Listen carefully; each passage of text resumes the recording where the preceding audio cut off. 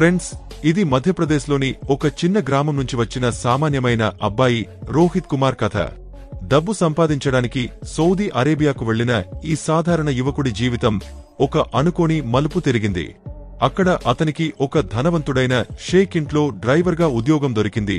షేక్ కూతురు రాబియాకు పర్సనల్ డ్రైవర్గా అతను నియమించినప్పుడు, రాబియా అందమైన, ఆకర్షణీయమైన యువతి. ఆమె ప్రతి చేష్టలో ఒక మాయ ఉండేది. ఆమె అందం చూస్తే రోహిత్ తనను తాను మరచిపోయేవాడు. కాని తన బాధ్యతను, మర్యాదను మర్చిపోకుండా తన భావాలను ఎప్పుడూ అణచుకునేవాడు. అయితే ఒకరోజు షేక్, ఆయన భార్య దుబాయ్లో ఒక వివాహానికి వెళ్లారు. ఆ రోజు రాబియా ఇంట్లో ఒంటరిగా ఉంది. ఇంట్లో వంటవాడికి కూడా సెలవు ఇచ్చేసింది. ఆమె మనసులో ఏవో అనూహ్యమైన ఆలోచనలు పుట్టాయి. ఆ రాత్రి రాబియా రోహిత్ను తన ఇంటికి పిలిచింది. మొదటగా ఆమె అతని కుటుంబం, జీవితం గురించి అడిగింది. రోహిత్ తన కథను చెప్పాడు. తన గ్రామం నుంచి కుటుంబ కష్టాల కారణంగా సౌదీ అరేబియాకు రావాల్సిన పరిస్థితి గురించి.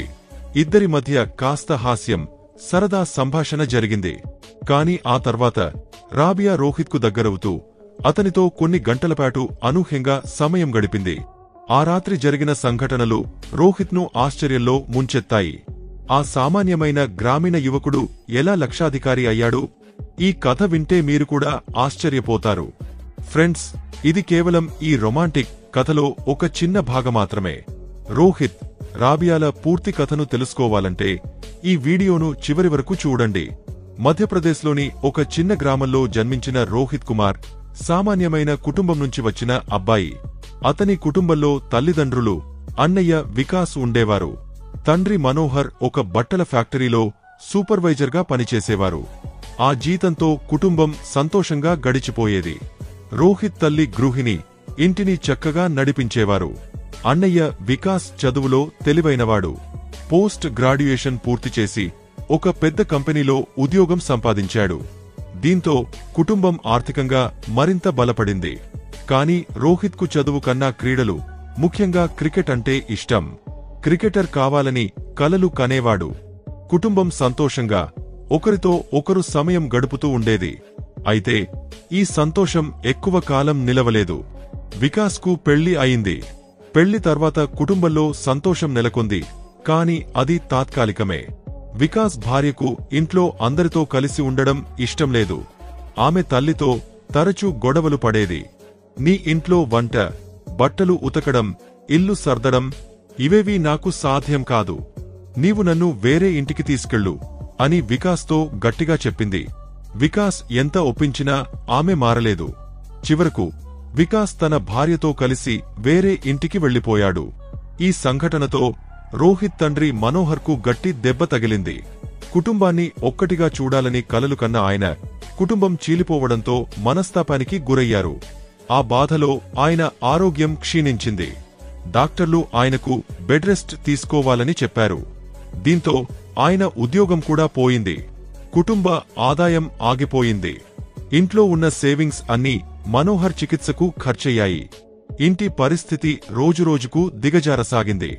రోహిత్ తన క్రికెట్ కలలను పక్కన పెట్టి కుటుంబ బాధ్యతను తీసుకోవాల్సిన సమయం వచ్చిందని గ్రహించాడు.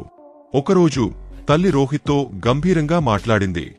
రోహిత్, నీ తండ్రి ఆరోగ్యం రోజురోజుకు క్షీణిస్తోంది. ఇంట్లో డబ్బు లేదు.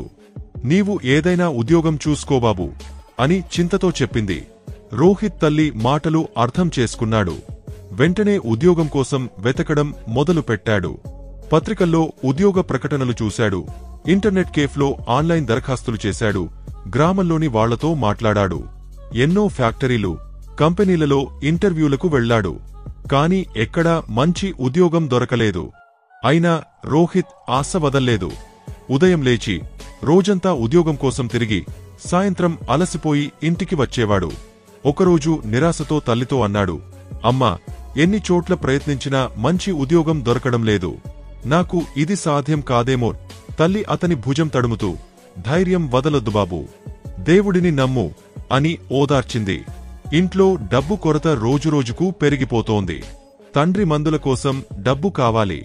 తల్లి తన ఆభరణాలను తాకట్టు పెట్టాలని అనుకున్నా ఇంట్లో ఆభరణాలు కూడా దాదాపు అయిపోయాయి. చివరకు తల్లి తన అన్నయ్య వికాస్ను సహాయం కోసం అడిగింది. వికాస్తో ఫోన్లో మాట్లాడి, బాబుని తండ్రి ఆరోగ్యం బాగోలేదు, ఇంట్లో డబ్బు లేదు, కొంచెం సహాయం చేయగలవా అని అడిగింది. వికాస్, సరే అమ్మా, కాసేపట్లో కాల్ చేస్తాను అని చెప్పాడు. కాని వికాస్ భార్య సహాయం చేయడానికి ఒప్పుకోలేదు. అయితే ఈ కష్ట సమయంలో తల్లి సౌదీ అరేబియాలో ఒక కంపెనీలో మేనేజర్గా పనిచేసే తన సోదరుడిని సహాయం కోసం అడిగింది. అన్నయ్య, ఇంట్లో పరిస్థితి బాగోలేదు, రోహిత్కు నీ కంపెనీలో ఏదైనా ఉద్యోగముంటే చూడు అని అడిగింది. మామ కొన్ని రోజుల తర్వాత ఫోన్ చేసి, నేను పనిచేసే షేక్ సోదరుడికి డ్రైవర్ కావాలి, రోహిత్కు పాస్పోర్ట్, వీసా సిద్ధం చేయండి, నేను మిగిలిన ఏర్పాట్లు చూస్తాను అని చెప్పాడు. రోహిత్కు ఒక ఆశ కలిగింది. స్నేహితుల దగ్గర అప్పు తీసుకుని పాస్పోర్ట్, వీసా ఏర్పాటు చేశాడు. ఎన్నో కష్టాల తర్వాత అతను సౌదీ అరేబియాకు బయలుదేరాడు.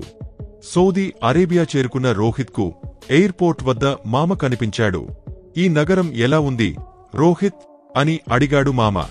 మామా, ఇది స్వర్గంలా ఉంది, అంతా ఎంత చక్కగా వ్యవస్థీకృతంగా ఉందో అని ఆనందంగా చెప్పాడు రోహిత్.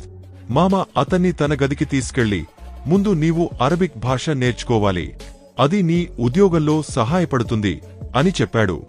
రోహిత్ ఒక నెలలో అరబిక్ నేర్చుకున్నాడు. అనంతరం మామ అతన్ని షేక్ ఇంటికి తీసుకెళ్లాడు. ఆ ఇల్లు ఒక రాజభవనంలా ఉంది, ఖరీదైన ఫర్నిచర్, చుట్టూ విలాసం.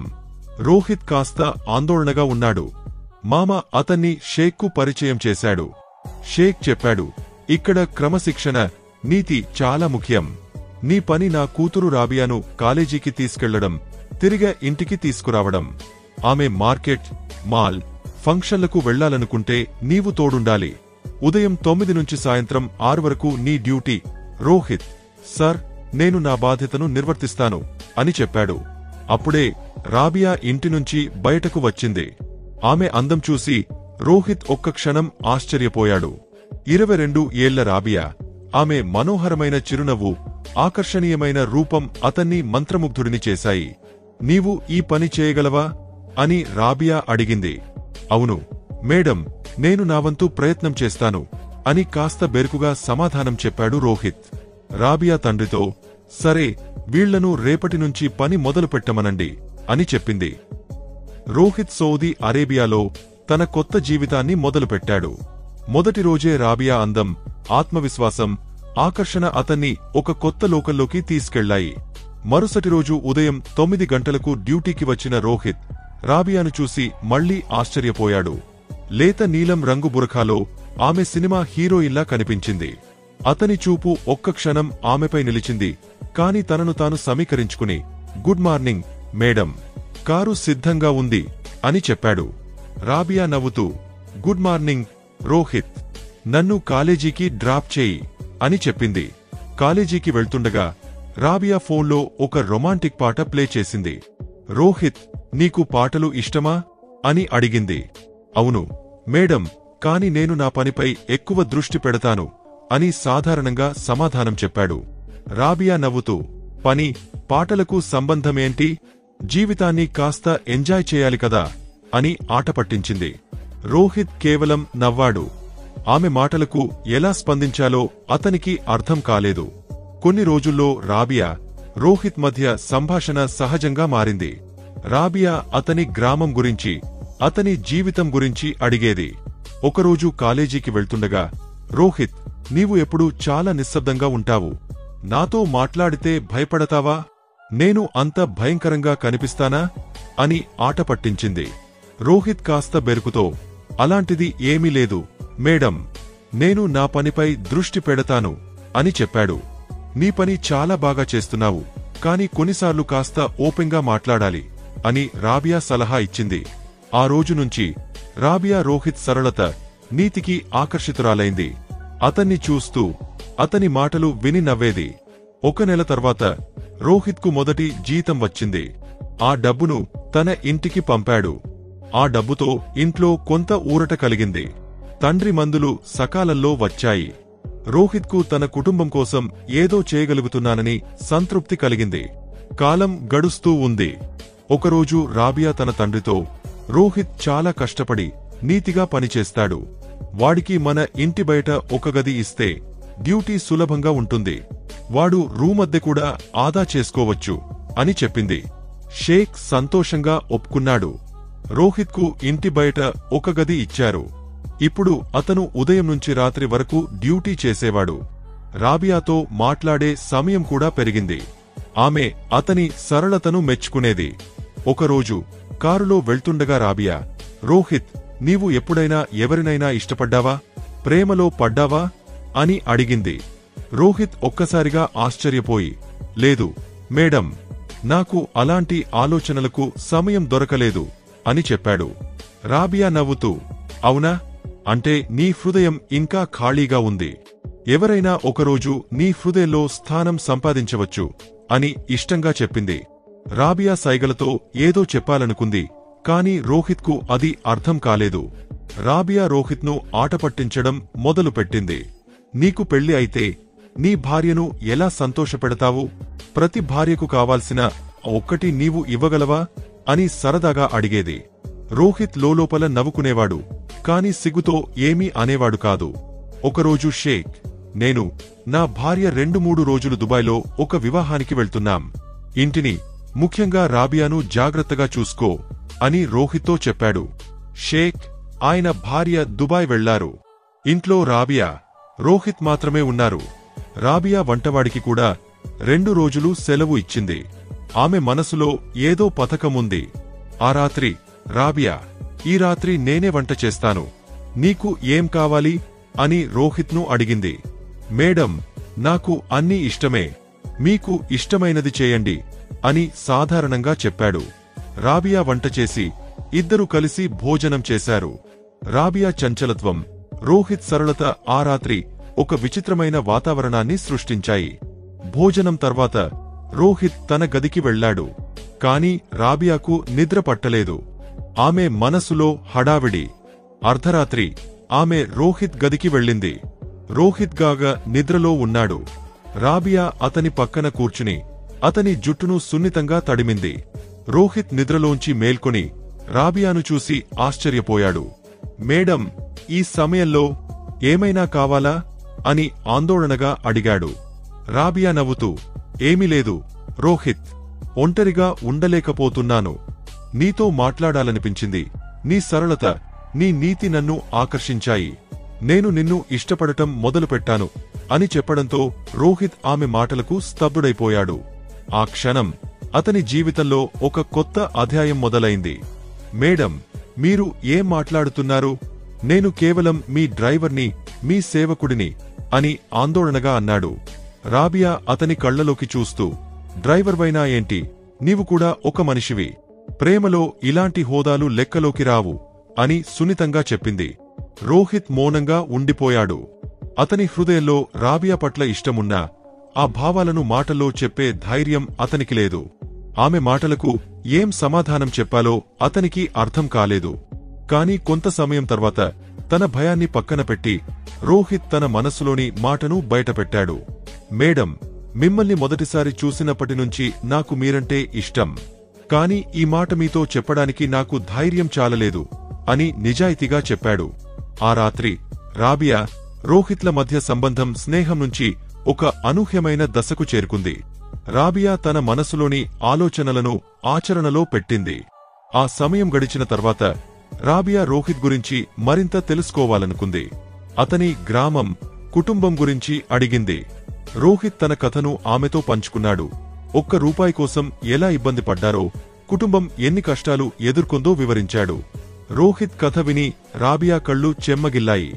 ఆమె గట్టిగా చెప్పింది, రోహిత్, ఇక నీ సమస్యలు నా సమస్యలు. డబ్బు గురించి నీవు ఇక చింతించాల్సిన పనిలేదు. నీకు ఎంత డబ్బు కావాలన్నా చెప్పు, నేను ఇస్తాను. కాని నీవు నన్ను ఎప్పటికీ వదిలిపెట్టొద్దు. ఆ రాత్రి నుంచి రాబియా, రోహిత్ల మధ్య సంబంధం మరింత బలపడింది.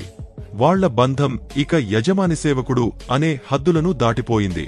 ఒక అనిర్వచనీయమైన సాన్నిహిత్యం వాళ్ల మధ్య ఏర్పడింది. ప్రతిరోజు కొత్త ఉత్సాహంతో నిండిపోయేది. కాని రోహిత్కు ఇదంతా అంత సులభం కాదు.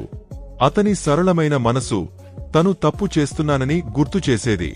అదే సమయంలో రాబియా ఆకర్షణ, ఆమె చంచలమైన మాటలు అతన్ని ఆ సంబంధం వైపు లాగుతున్నాయి.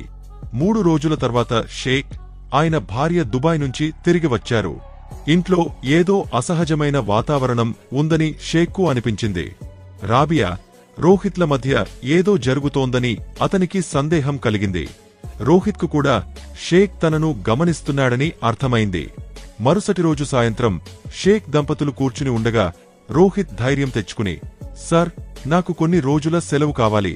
ఇంట్లో కొంత పని ఉంది, గ్రామానికి వెళ్ళాలి" అని చెప్పాడు. షేక్ ఆశ్చర్యంగా, "అకస్మాత్తుగా ఏమైంది? అంతా బాగానే ఉందా?" అని అడిగాడు. "అవును సార్, అంతా బాగానే ఉంది. చాలా రోజుల నుంచి ఇంటికి వెళ్లలేదు. కాస్త సమయం గడపాలని" రోహిత్ సమాధానం చెప్పాడు. షేక్ భార్య, "అవును షేక్, వాడిని వెళ్లనివ్వండి. కుటుంబం కూడా ముఖ్యమే కదా" అని అన్నారు. షేక్, "సరే, కాని త్వరగా తిరిగరా.